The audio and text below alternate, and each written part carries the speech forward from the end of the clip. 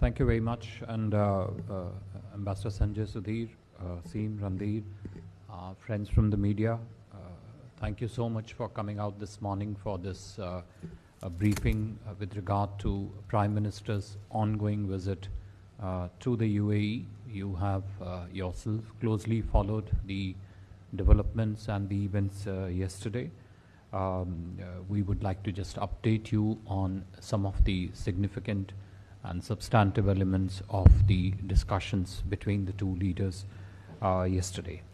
As you all know, Prime Minister arrived in Abu Dhabi yesterday in the afternoon, on what is his 7th visit to this country. On his arrival, in a rare gesture, he was received by the President of the UAE, His Highness Sheikh Mohammed bin Zayed Al Nahyan, and also accorded a ceremonial welcome at the airport. Thereafter, the leaders held detailed delegation level and one-to-one talks, which covered the entire gamut of bilateral engagement between India and the UAE, as also the significant developments regionally as also globally.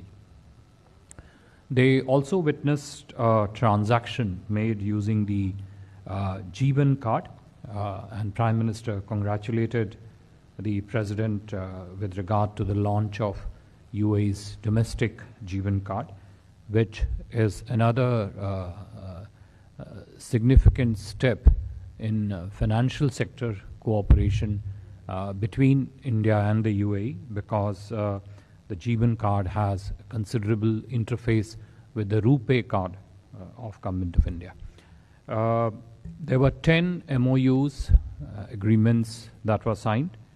I would just take this opportunity to highlight to you some of the key aspects of each of these agreements, because it is our assessment that these agreements are quite significant and important in taking forward the relationship between India and UAE across the whole range of areas. The first one that was signed was MOU on cooperation in the field of electricity connection and trade. The objective of this particular MOU is to focus on strengthening our partnership in two crucial domains: one relating to energy security and two relating to energy trade. Obviously, clean energy trade is an important segment of this MOU. This would focus naturally on green hydrogen and also on energy storage. Naturally, the collaboration that deals with investment, policy research, R&D, innovation across this entire sector of clean and green energy would also form an important segment of partnership under this MOU. The second one, which I would like to highlight, is the agreement on intergovernmental framework concerning cooperation on the India-Middle East Economic Corridor. Now, you are all aware that the IMEC, India-Middle East Economic Corridor, was launched during the G20 summit meeting in New Delhi, and this agreement builds collaboration and also looks at specific things that the parties would do to promote cooperation in this space. The main areas under this particular agreement which are covered are: one, relating to cooperation on logistics platforms, which is a crucial element of furthering the objectives of this particular corridor. Two, provision of supply chain services. Now, supply chain services not just limited to one or two things, but to cover all types of general cargo, bulk containers, and liquid bulk. Now, the whole, one of the aims in this is to see how quickly the IMEC, which was launched, gets operated and benefits the core objective of a stronger, deeper, more extensive regional connectivity between the parties involved.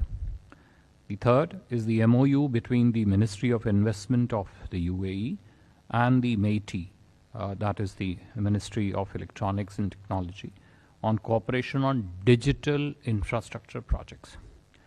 Now, this is a framework agreement that focuses on investment cooperation in the field of digital infrastructures. Naturally, as a corollary of that, the focus is on developing capabilities, sharing technical knowledge, advice, skills, and expertise under this particular framework. Government agencies, as also the regulatory authorities, will also look to forge partnership under this particular digital infrastructure MOU. This would focus on some of the key areas of digital space that includes high power computing, digital innovation, and the platforms relating to management of data. The fourth one was the Bilateral Investment Treaty, a very important and a significant agreement between India and UAE that will set the basis for a stronger and more extensive and wide-ranging investment partnership, because it focuses not just on protecting the existing investments, it also advances the objective of promoting further capital flows between the two economies. Then there's the MOU on development of National Maritime Heritage Complex. This is a National Maritime Heritage Complex at Lothal, Gujarat, and the two sides will work closely, and the relevant departments will work closely to develop this project in a comprehensive fashion.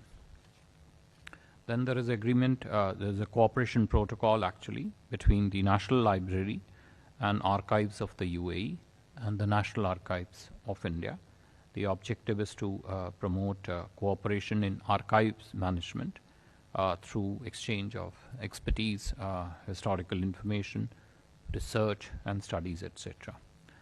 Then there was an agreement between Gujarat Maritime Board and Abu Dhabi Ports Company, which would seek to build partnership with regard to port and maritime sectors between the two signing entities, and would include port infrastructure development, development of sustainable ports, technology engagement wherever applicable, maritime education and training, tourism collaboration, and development of I would say a complete system in which port cities could shape and develop and be the basis of further economic development and partnership between the two countries.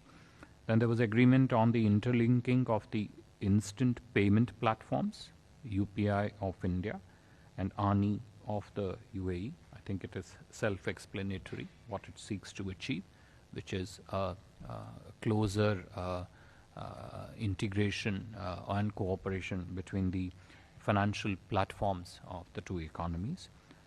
Agreement also on the interlinking domestic credit cards, that is RuPay of India and Jeevan of UAE. I've already referred to it briefly in my opening remarks. There was also an MOU between the RITES, and this is the last one, between RITES and the Abu Dhabi Ports Authority with regard to development of multimodal logistics parks, which would economic free trade zones, rail connectivity projects, and the related infrastructure services. These were some of the key agreements which were finalized, signed, and exchanged yesterday. Important enough to be flagged for your information. Now, these agreements come on the foundation and the growing layers of very strong trade and investment partnership between the two countries. Our bilateral trade already stands close to $85 billion, and UAE is the fourth largest investor in the Indian economy. As part of his program, the Honorable Prime Minister also met with the first batch of students of the IIT Delhi Abu Dhabi campus. The campus and the institute has started its first academic program this January, and is a landmark step in collaboration in the field of education. And the facilities of this institute would be available for the students globally. Of course, it's also signifies the importance and significance of the expansion of IITs of India. In the evening, as you all heard, the Prime Minister addressed the Indian community at Pehlan Modi event hosted at the Zayed Sports City Arena.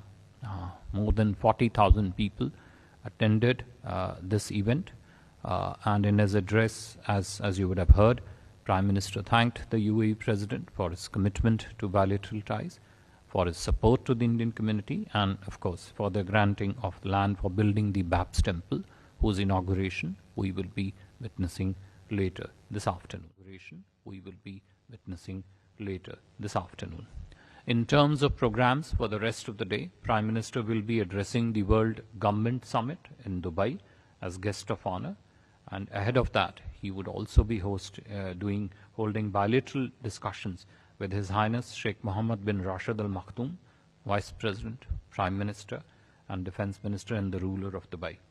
The two leaders are also expected to virtually inaugurate the Bharat Mart project. Prime Minister may also have some sideline meeting at the World Government Summit, of which we will keep you briefed.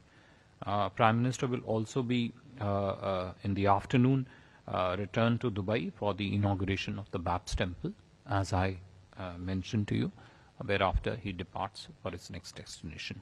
With regard to the programs later this afternoon, we would keep you briefed as the proceedings unfold. I would stop here, and if there are questions, we'll happily take them. Thank you.